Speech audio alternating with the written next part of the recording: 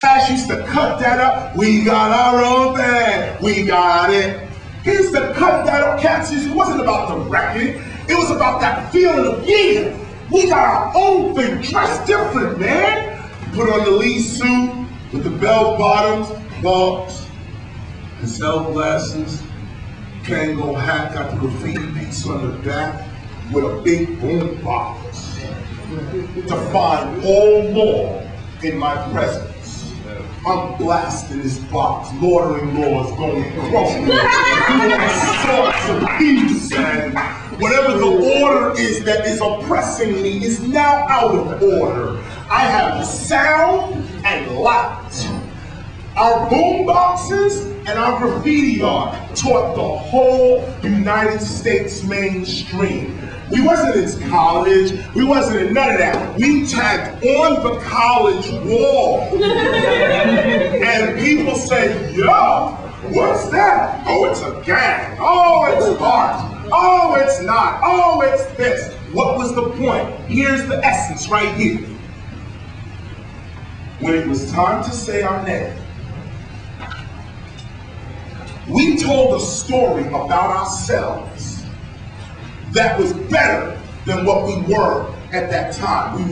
We spoke higher than what we were at the time.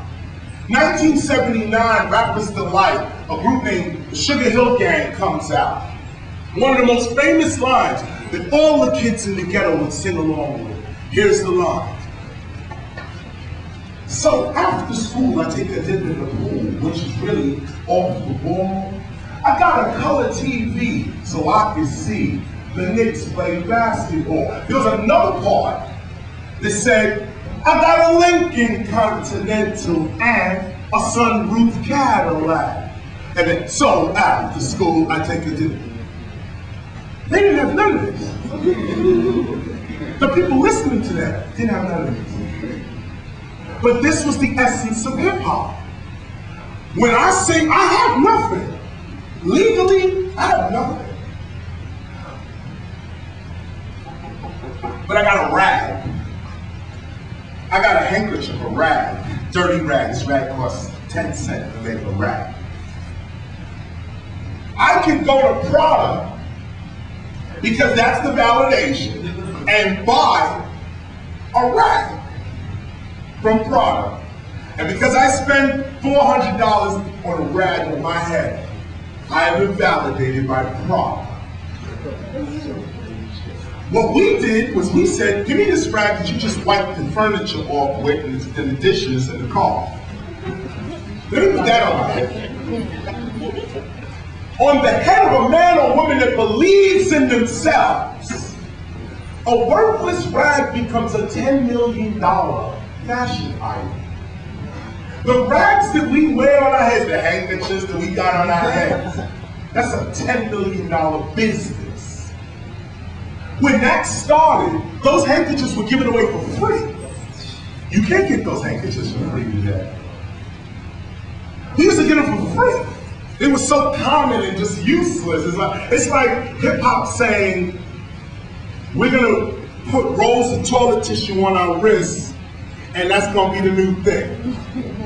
And because we walk around like, you son, I got the roll of toilet tissue on the wrist. Yo, I got the clean one. What you got, man?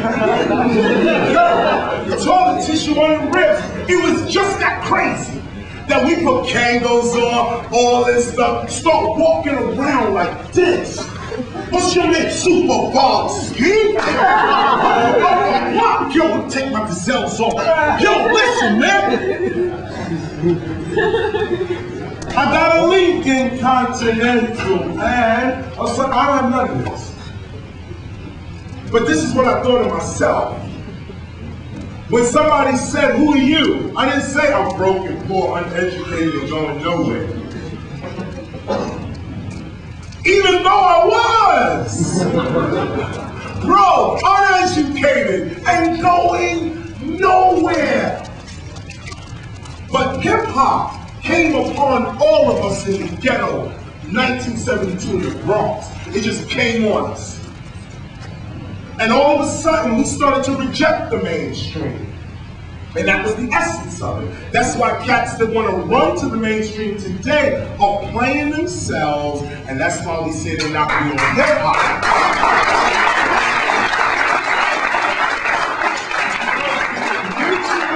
Essence and concept of hip-hop was create the parallel community. Create an entirely different community. We ain't hung up with racism, sexism, whether you're gay or straight, rich or poor, Jew, Christian, Muslim. Hip-hop ain't got them problems. And this is what Africa Bambaataa was dealing with. He put a record out in '82 called Planet Rock. Excuse me, teacher. Yes. Yes, indeed. He put out a record called Planet Rock that included all races of people. But we didn't have a voice. Today they try to tell you that hip-hop is an African-American thing. It's not, in its essence. Africans, of course, we are the antennas of the universe. Can't follow that. However, when you discuss hip-hop for real as a cultural movement, I invite you guys to watch movies like Wild Style, like Star Wars, the graffiti art documentary, Star Wars. Star Wars, by the way, is a graffiti art documentary that shows, it's our only documentation of white youth participating in hip-hop in a serious way in the mid-'80s. Because people believe today hip-hop is just a black thing, and a black male thing, and all we're doing is ducking and pimping and hollering and talking about women and this, that, the other. And to be honest with you, black women don't even buy rap music. To be honest with you, it's white women and white men, young white men, and some artists get predominantly of white women that buy rap music product, the mainstream rap music product you see on the television today and on radio. And the struggle within hip hop, even today as a movement, is that what you see on television and radio does not represent the totality of us. We're not going to front. We more thugged out than your president, George Bush. But I will say this, that there is a balance to how we present ourselves from day one. We was always beyond race. Because like I pointed out in the beginning, here's the new problem.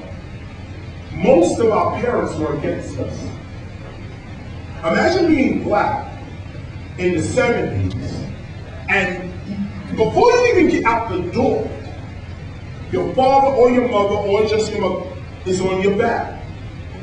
Turn that noise off. Don't be writing on my furniture. Don't be. The white community. Oh, but don't even forget moms. Moms was poor with us. Okay, that's the first line of defense. You get past moms and you get outside, the cops are right there. If you get past them, you get to the black intelligentsia. They got no time for you. You get past them, you get to the black church. Oh, son, pull up your pants. Before I can be saved?